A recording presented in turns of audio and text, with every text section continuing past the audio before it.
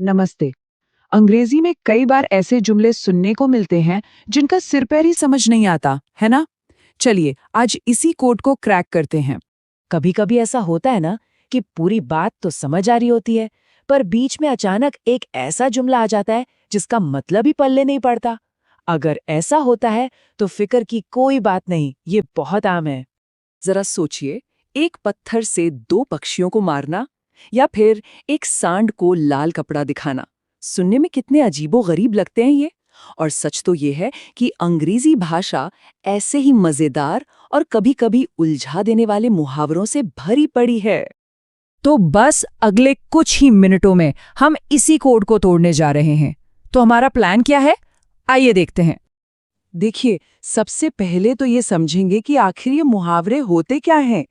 फिर हम चलेंगे एक मजेदार सफारी पर, एक मुहावरेदार चिड़ियाघर में। इसके बाद रंगों की दुनिया में गोता लगाएंगे और कुछ ऐसे मुहावरों को भी देखेंगे जो हमें चेतावनी देते हैं। और आखिर में सबसे जरूरी बात कि ये मुहावरे इतने अहम क्यों हैं। तो सबसे बड़ा सवाल, मुहावरे हैं क्या? अच्छा, इसको ऐसे समझिए, ये किसी भी भाषा का एक सीक्रेट हैंडशेक जैसा है।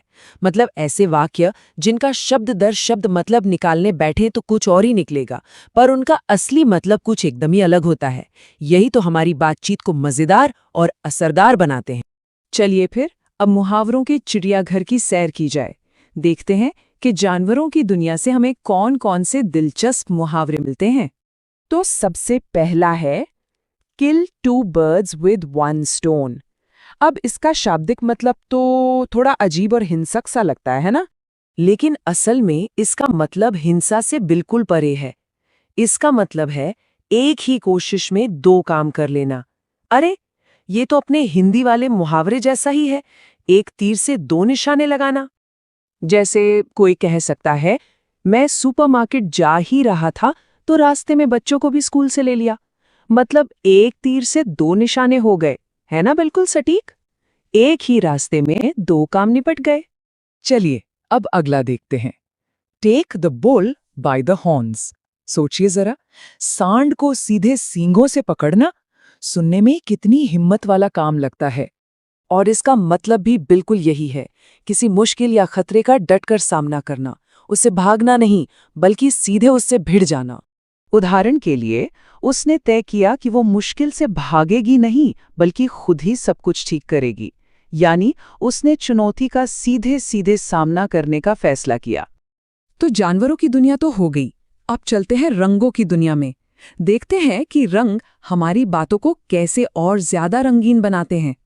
यहां हमारे पास है a red rag to a bull, मतलब सांड के लिए एक लाल कपड़ा।